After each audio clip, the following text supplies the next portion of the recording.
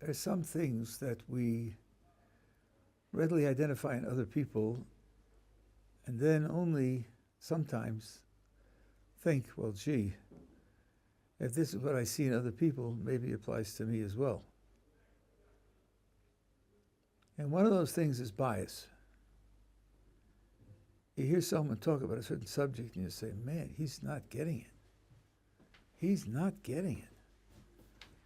He sees it from a completely one-sided point of view, and he's affected by his prejudices. And we discount his opinion, and we worry about the rest of his judgments if he's that kind of subject to that kind of bias. But in a sober moment, once every 2 weeks or so, one might ask, am I really objective? Am I unbiased? If I were biased, how would I know? He doesn't think he's biased. So you could have various strategies, talk to other people and see whether they think differently from you, and so forth and so on. You might think, boy, if I could get a really unbiased picture, really objective picture, that would be very useful. Then I would know what I'm dealing with. I would know what mistakes are. I'd be able to make much better decisions. The only question is, where would I find it? Well, there's one obvious source, even though it sounds out of touch. If I could know how God looks at this situation, then I would have an unbiased, realistic, objective point of view. The way he sees it is the way it really is. And how am I going to get that? I'm not a prophet. He doesn't communicate with me directly and openly.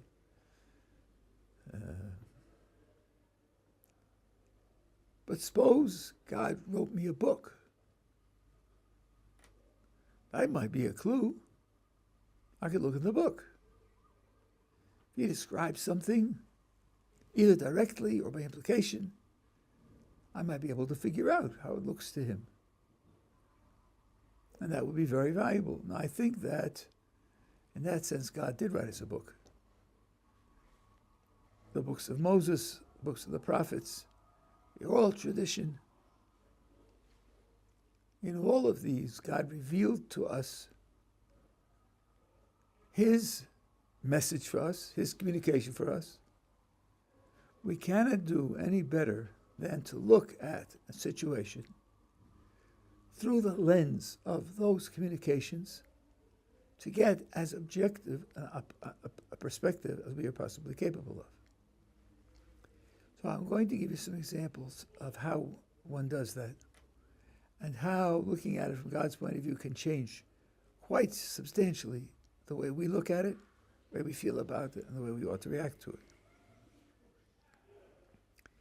Here's the first example. I've made up my mind to improve my generosity.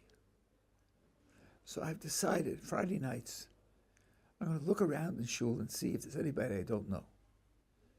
And if so, I'm going to invite him for a meal, for hospitality, sleep overnight. That's my decision. So it's Friday night. We start Ma'ariv, Baruch Hu, and then I spot him. There he is in the back, in the corner. He's definitely unknown to me. Never seen him before. Right when Ma'ariv is finished, I'm going. I'm going to go and invite him. Fine. We daven. We finish. We sing Adon Olam.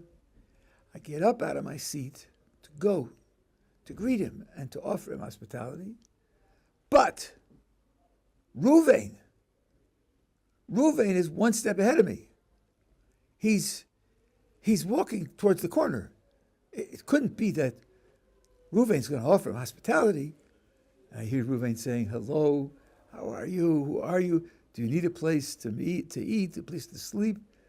And the guy says to Ruvain, yes, thank you so much. I really appreciate it. I really was out of resources. And they walk off together. How do I feel? Nuts! There goes my mitzvah. I lost out. What a lousy event.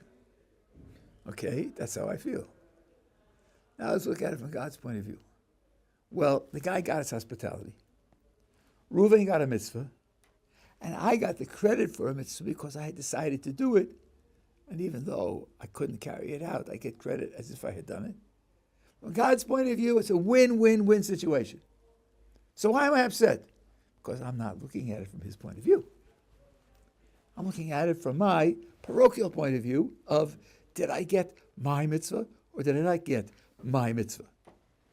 The instant I ask, how does it look from God's point of view, I realize that my perception is very narrow. It's inaccurate. It's unrealistic. So asking yourself to step above yourself, look down on yourself, so to speak, from God's point of view, can change the way you perceive what's going on. All right, that's a simple example, and I hope it's intuitive enough to introduce the idea. Here's a slightly more complex example. Let's take the mitzvah of charity. So I have a certain income, and I have certain savings, and I have investments. A certain amount of my resources has to go to charity.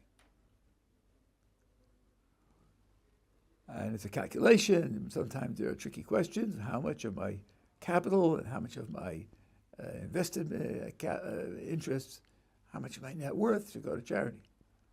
And there are rules for this, all books printed on how to make the calculation. Now, the fact is that what I have said so far in this example is false. Not true. Because the truth is that I never give any of my money to charity. And you've probably figured out the reason. Because it's not my money. Nothing belongs to me. Nothing's mine. Nothing's under my authority. Rather, I'm a worker in an enterprise, and I'm assigned a certain function. Now, in many companies, they have a worker, an officer who's called a treasurer. The treasurer pays the bills of the corporation. When a bill comes in, he writes out a check. The check comes from General Motors. The signatory is the treasurer of General Motors. If that signatory, if that treasurer gets confused about 12 years into his career, and he thinks, I'm signing all these checks, and they're cashed. When I sign them, they're cashed. So it's got to be my money. Otherwise, why would my signature carry the cashing value of it? So it's my money. Hey, I'm going to buy a new car. I'm going to buy a new house, and just sign the check. No, he's confused. He's going to jail. Because it's not his money, it's the corporation's money. It's just that when the corporation has debts, according to certain rules they should be paid, he signs the check, so the corporation's money goes out. From the Jewish point of view, strictly speaking, there's no property, nothing that belongs to me. There are work tools or work resources that are assigned to me. Let's say you work for IBM. You have an office, you have a computer, telecommunications equipment. Take your son into the office and say, here, look at this. This is my office. See, my key, my office. Look at my beautiful computer with the latest Intel chips. It has my thumbprint as the entry. See, put my thumbprint in, opens up. Isn't that a great computer? Look at my great computer. Now, if my child isn't very sophisticated, he may get a wrong impression. I have a house, I have a car, I have an office, and I have a computer. No, that's wrong. Because the office and computer are just assigned to me by IBM as my workspace and as my work tool. I do it to do work for them. If I use the computer to play 3D games or send my own private emails, I'm stealing it from them. At a moment's notice, IBM could say, we need you in Seattle. I move to Seattle. We need you to use a different computer. They take that computer away. They give me a different computer. None of it's mine. It's just a work tool. When I say it's mine, what I mean is it's assigned to me for this work. But they can reassign it. They can fire me altogether. The Jewish picture is that all the materials that are under my control are work tools that have been assigned to me to be used to carry out the instructions of the owner, capital O. There's a famous story about Rabbi Pramashlan, one of the great Hasidic rabbis. One of his Hasidim was in dire straits financially. He said, there's a man with whom I have some money deposited. I'll give you a letter, and take it to him, and he'll give you what you need. Fine. So Meir writes him a letter and gives it to him. It's a journey of several weeks. Gets there, presents the letter, and the man says to him, there must be some mistake because your Rabbi doesn't have money deposited by me. I'll give you some money. He's asking for a very large sum. I can't give you all of that. I'll give you some money, but I don't know. I don't know what he meant, but it's not correct. So he gave him some money. He said, fine. Guy comes back, broken. Okay, so Meir will take care of him some other way. Well, from that minute on, that rich fellow's fortunes start to decline over a several-year period to the point where he loses everything, to the point where he becomes a beggar. So I was traveling from city to city, years. At some point, he comes to Pramashlan, and like everybody else, comes to the rich people in the city and also to the Rebbe. Walks in, he thinks, wow, let's see, this is Rabbi. He's the one who sent me that fellow years ago. I can ask him now what he meant, because there was some mistake there. So he says to Rabbi, you sent me that fellow, and he had a letter from you and said that you had deposited money with me. I don't even think that's correct. I don't remember you ever doing that. Rabbi said, Kodesh Baruch Hu gives money to rich people so that they'd be able to help poor people. And he sends emissaries to this world to identify the poor people who need it. I sent it to you because the money that you had was to be used for people whom I identify as poor. When you didn't do it, you lost it. That's the proof of it. You lost it. It was deposited by you. I'll tell you now a story that I heard just 2 months ago. It really impressed me. In benching, the end of the third bracha, we say we don't want to be given a loli day, matas basar v'dam, loli day helvasam. We shouldn't be given over into the hands of the generosity of flesh and blood, nor it means their gifts, nor their loans. I heard that there was a Hasidic Rabbi whose daughter asked him, Zaidi, or Abba, Tati, what do you have in mind when you say that? You say you shouldn't live by other people's gifts? That's all you live on. You live on the money that people give you. Their loans, you're taking loans from people all the time. What do you have in mind when you say that God shouldn't put you into the hands of the gifts of other people or the loans of other people? He said, you're making a mistake. Those words are meant to describe the attitude that the giver has. If the giver thinks that he's giving me a gift of his money, I don't want to have his gift. If the giver thinks that he's giving me a loan of his money, I don't want his loan. If the giver thinks that he's just a treasurer, and he's a treasurer for a corporate fund, and that corporate fund has as one of its payees me, then I'll take it. It's describing his attitude, not the way in which the money comes to be, but his attitude about it. So this is the Jewish attitude that it's not our money. Now, the philosopher will ask, but Rabbi, if it's not your money, if you don't own it, what's to prevent somebody from taking it? What is it that stops theft other than he's violating the other person's rights to his property? And there's an answer to this question, which reveals another deep thing about the way the Torah looks at the world. What stops the potential thief from stealing, in Jewish terms, is he's obligated not to steal. He has a moral obligation not to steal. In your mind, what creates the moral obligation is my right to the property. You start with rights. My property, I own it. I have rights to use my own property. And therefore, he has an obligation not to steal. But what really protects me from theft is his obligation not to steal. Jewish system doesn't start with rights. It starts with obligations. God imposes obligations. He says, don't steal. That's what protects me. Our whole vision of the world is a vision of obligations rather than rights. There's a creator, and he can determine what our job is, what our responsibilities are. Like the Mesilas Yesharim says in the first sentence, a person has to know ma chovaso ba'olamo, what is his obligation in his world. What is he obliged to do? So it comes out that when we give charity, we're dispensing money that didn't belong to us in the first place. It was given to us to hold, some of which is to be used for charity, some of which is to be used to pay for various expenses, some of which is to be used for necessities and even enjoyments of myself and my family. Yes, there are different things for which the owner of the corporation says the money should be dispensed, and I try to dispense it according to those rules. But then charity looks very different.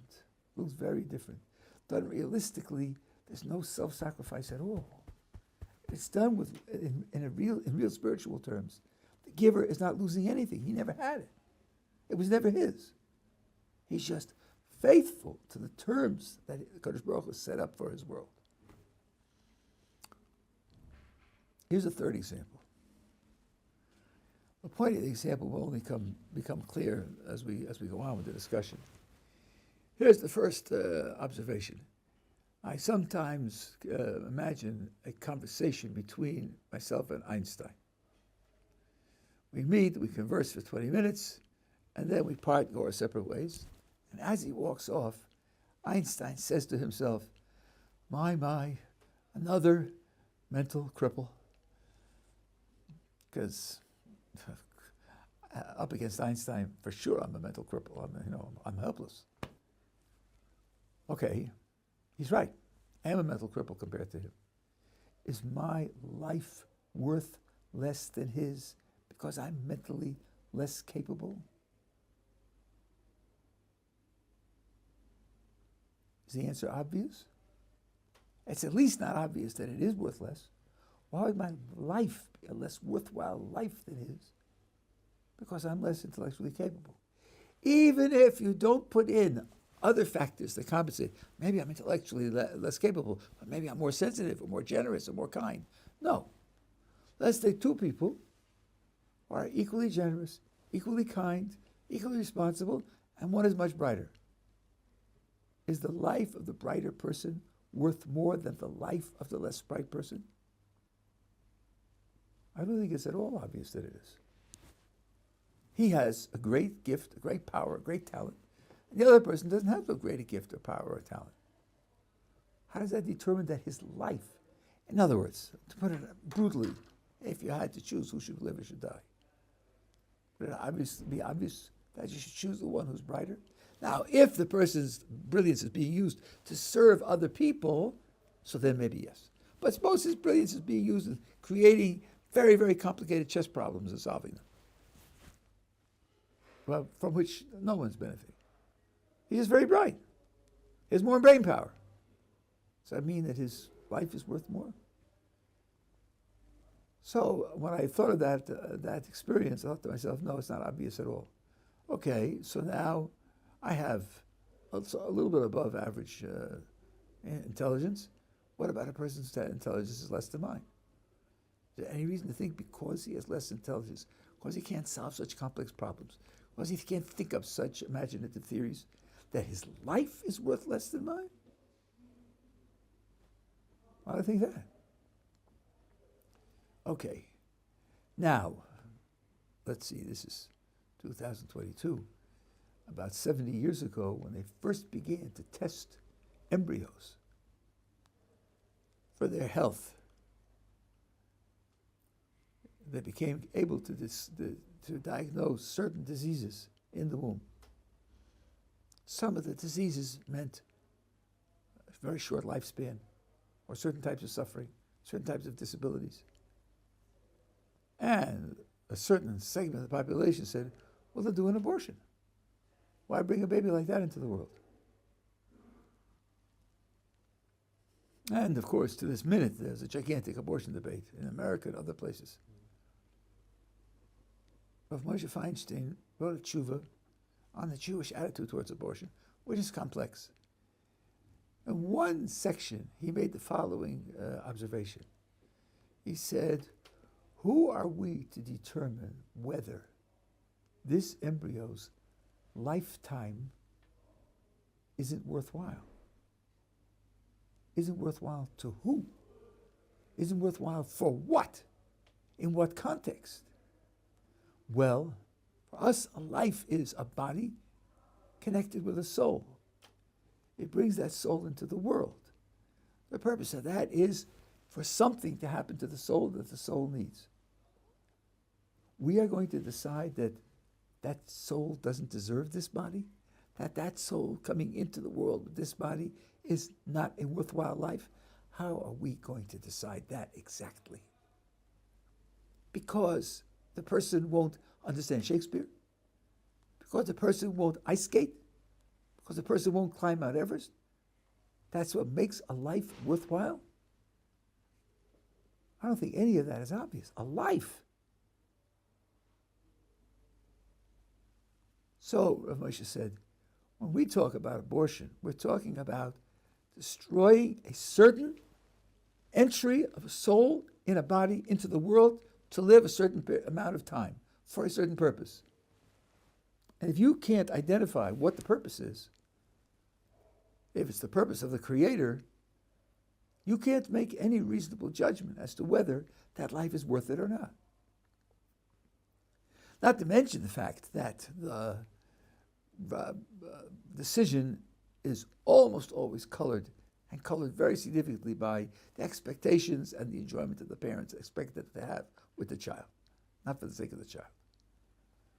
And the social prominence that the child gives to the parents, a lot of that is part of the parents' evaluation, which isn't child-centered at all.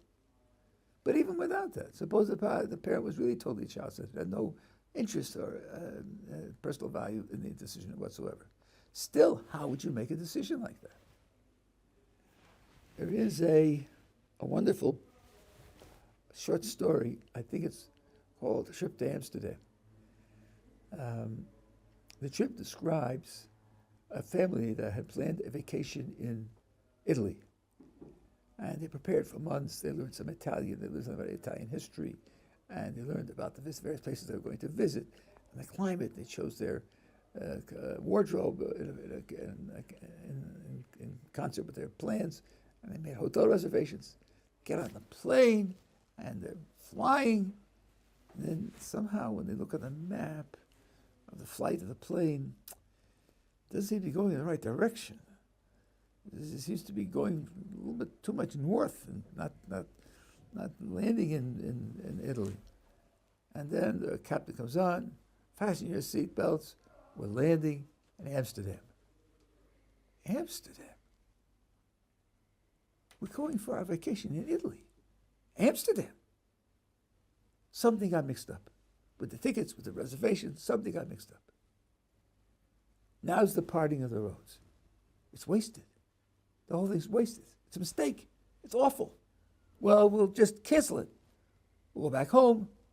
We'll spend 3 weeks in the library. It's not Italy. But what they did is they got off the plane and they said, okay, so we're in Amsterdam. That's where we are. And they discovered that there are some fascinating things in Amsterdam, some beautiful things. They had some beautiful experiences. It just wasn't what they expected. What's the point of the parable? Down syndrome. Down syndrome. You're a Down syndrome child. Not what I was planning. I was planning to read Shakespeare with the child. I was planning to take the child mountain climbing, ice skating. This child has severe limitations.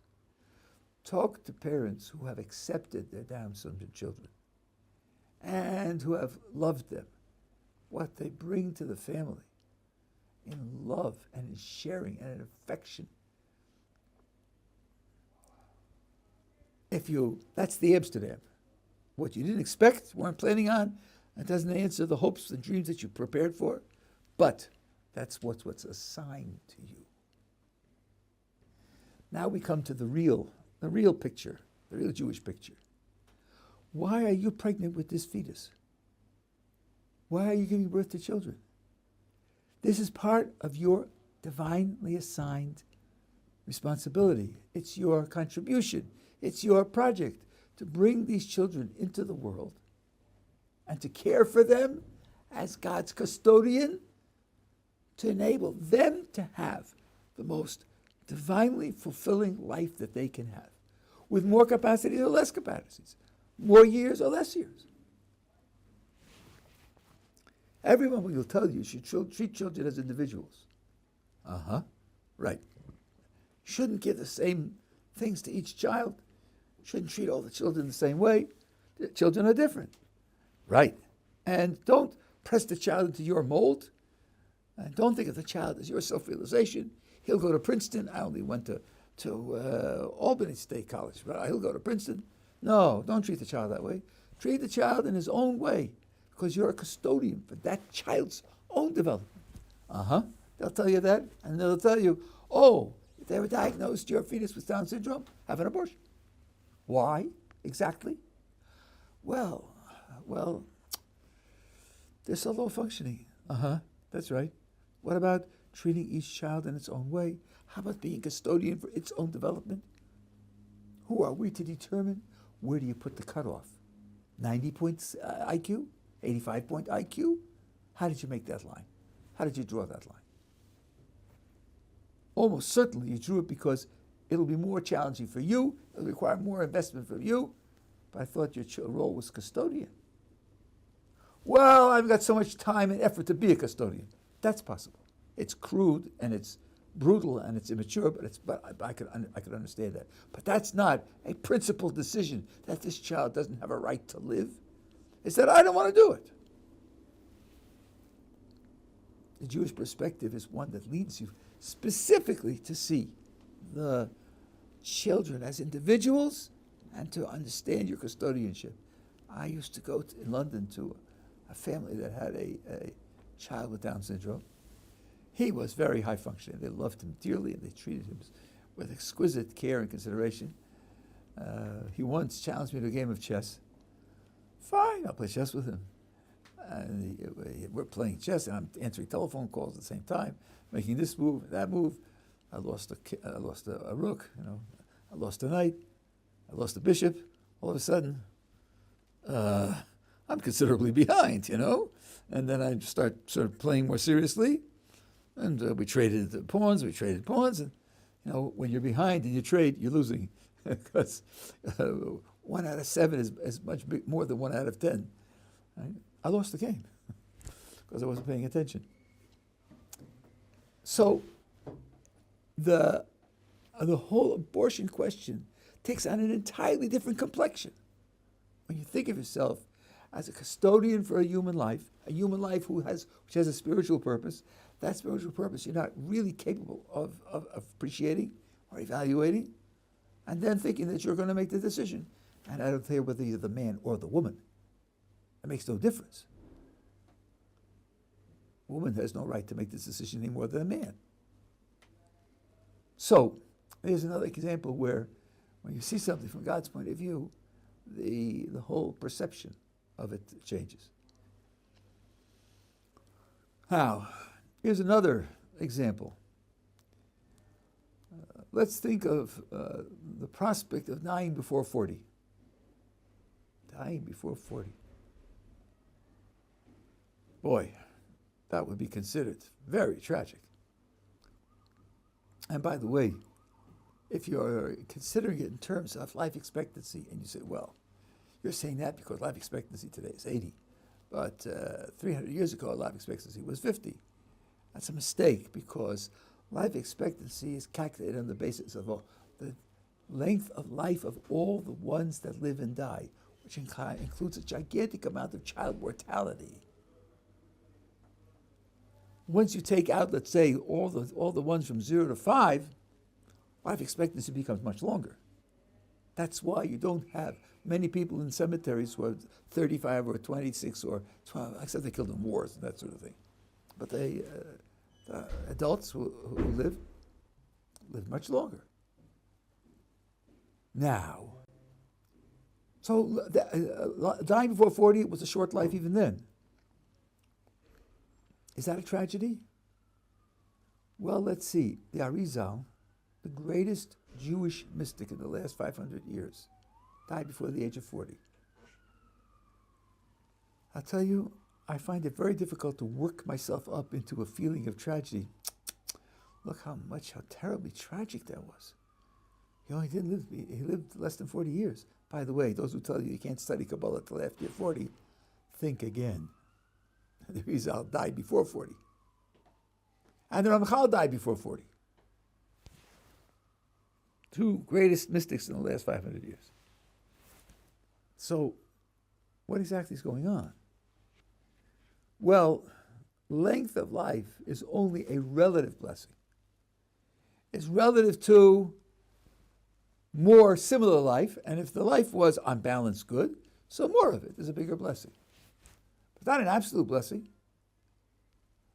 The Arizal accomplished in his less than 40 years what 10,000 people today couldn't accomplish in lifetimes of 100 years.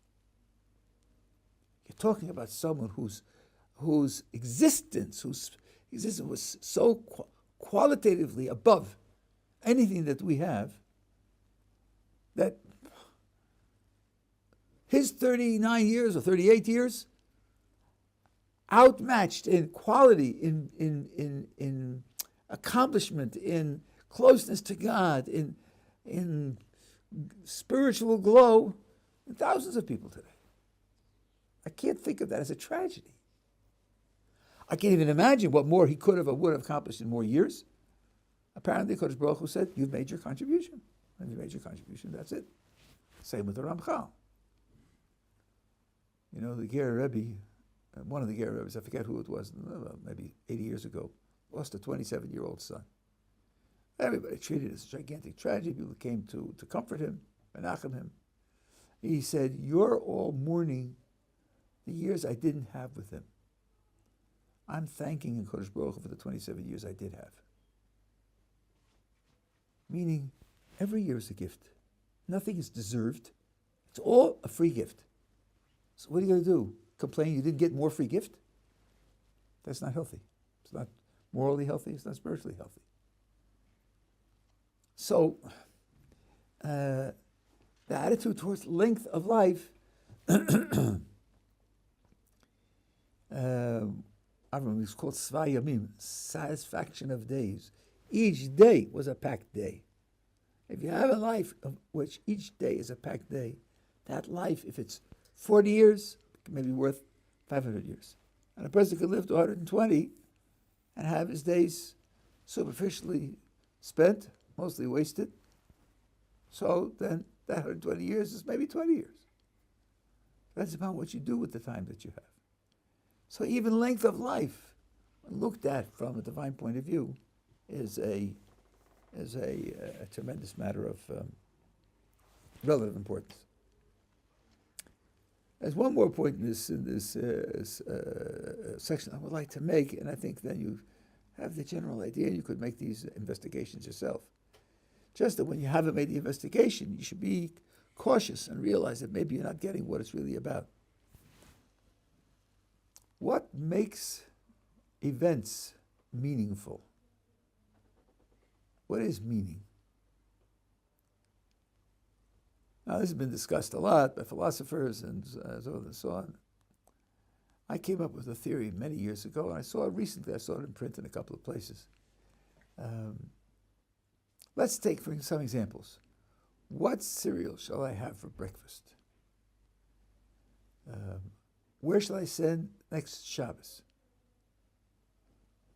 What course shall I take this year in the university? Where shall I spend my 2-month summer vacation? Where shall I spend my year off? What profession shall I enter? Whom shall I marry? I think you can see these are in increasing orders of meaningfulness. So on what dimension are they increasing? I think the dimension is connectedness. Take the item itself and ask, how widely is it connected to other things? Breakfast cereal is connected to breakfast, full stop. By lunch, I've forgotten about it, and it's over and gone. Right? Shabbos is a whole day. 3 meals, a connection with other people and sharing, praying and so forth and so on. Said in Sfas, and in Tveria or other places, Shabbos will have a different quality. It's a whole day. Shabbos is something you look forward to all week, and the glow of Shabbos lasts you for the coming week. So it's got like a 6-day coverage. What course shall I take? A course is 40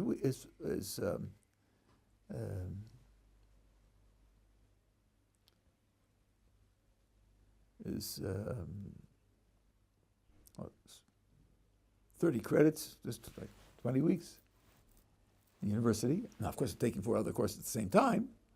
So I have, all of the other studying that I'm doing. It's 1 out of 40 courses that I take to get a degree. So, but it's a segment of my education. 2-week summer vacation, that's something you prepare for months in advance, and you think about and recall and tell over for 8 months afterwards. It's more connected. Its implications cover more time. Your profession, that's gigantic. You'll spend years of education and training preparing for your profession. You'll invest tens of thousands of hours in a profession over a lifetime. It will sustain you. It'll be the basis on which you do a great deal of what you do for the rest of your life. Who you marry, that's morning, noon, and night, for many, many years, hopefully. So meaningfulness is a matter of connections. Connections, interactions, cause and effect, preparation, after effect. Okay, so then if that's the case, what the Torah teaches you is that everything is meaningful. This is a very, very deep aspect of Torah, that everything you do is meaningful. If you think of something that you're doing that's disconnected, you're making a mistake. You're not realizing what it really is. I'll give you some examples. The Gemara tells us at the time of Chizkiyahu Melech, King Chizkiyahu, a lot of people were pious in public, but privately they worshipped idols. When the guards came to check, they hid the idols behind the door. So you opened the door is pressed against the wall, and the idol's behind the door. The guards checked, didn't see any idols, they went on their way. They took the idols out. Fine. Now let's say you catch one of those guys. Here's an argument that you'll hear in the same terminology as modern discussions of criminal law. You're talking about my private behavior. I didn't solicit anybody. I don't advertise. I don't influence anybody. I worship my idol in my private walled garden. Nobody else knows. It's not appropriate for law to regulate private behavior. Law can only regulate behavior that injures somebody else. And this is just private. The Torah says, however you think of the logic of privacy that way, the Torah says your premise is not true. Because, for example, Kadosh Baruch Hu decides, if this and this city has in it too many idol worshippers, then it's going to be destroyed. And you count as one in the count. By counting them up, you make a contribution of 1 to the count that will determine the outcome for the whole city. So it isn't private. Everything is connected to everything else. They used to say in Europe that if a yeshiva student in Voloshin will pick up his eyes from the Gemara and daydream, a Jew in America will intermarry. Everything is connected to everything else. Just like ecologists will tell you that your chlorofluorocarbons that come out of your nozzle are going to kill the ozone layer over the South Pole. Thank you very much. How do they know to go from New York to the South Pole? Don't know. That's what they do. They go and punch the hole over there. So don't use them. What do you mean? I'm just spraying my garden. It's going to make an effect 6,000 miles away. We know things are connected. Well, things are connected in ways that you didn't dream. The whole ecosystem. Poke in the ecosystem here, and the ripple effects are felt throughout the ecosystem. We're learning that things are connected in ways that we didn't dream. The Torah's picture is that things are connected in ways that you don't dream. So, that being the case, the idea of private behavior evaporates. It evaporates. There was a Rabbi who was moving from one house to another. And they put all of his possessions on a wagon. Family got on the wagon, they were driving away. They went about a block, and the Rabbi said, "Oh, please stop, I forgot something." Forgot something? Okay. He runs back to the house. One of his children runs with him to see what he forgot. Maybe he could help. He saw his father go over to the bookshelves and kiss them. Well, so he says, "Tati, was ist das? What are you doing?" He said, "These books held holy svarim, holy volumes of Jewish content. I didn't kiss them goodbye." Oh, so what you do doesn't only affect people who see you, or the attitudes, or example for your children. It affects the physical environment as well. Yes, that's right. It affects the physical environment as well. Why do you put a mezuzah on your doorpost and on the gateways of your cities? On a gateway. It's a pile of stones. It is a pile of stones, but it can be made something holy also. The Jewish religion makes many physical things holy. Real estate, animals, plants, wine, water, people, scrolls, many physical things become holy. So if everything is connected to everything else, then everything's meaningful. If you envision this in your mind, then you can experience the meaningfulness. Take, for example, make Kiddush Friday night. You hold a cup of wine in your hand. Ask yourself, where did the wine come from? It came from the vineyard. How did the vineyard work? How does it operate? Well, there are farm implements, and then there are the vats, then there are the sensors in the vats checking all the different quality elements of the wine, and there are computer programs.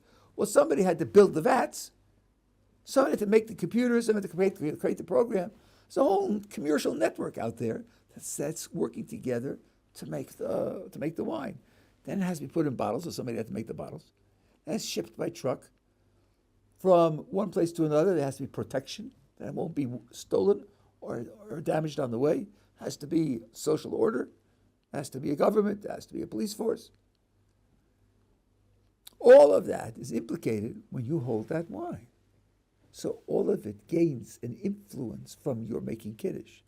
And then the cup. The cup comes from silver mined in Mexico.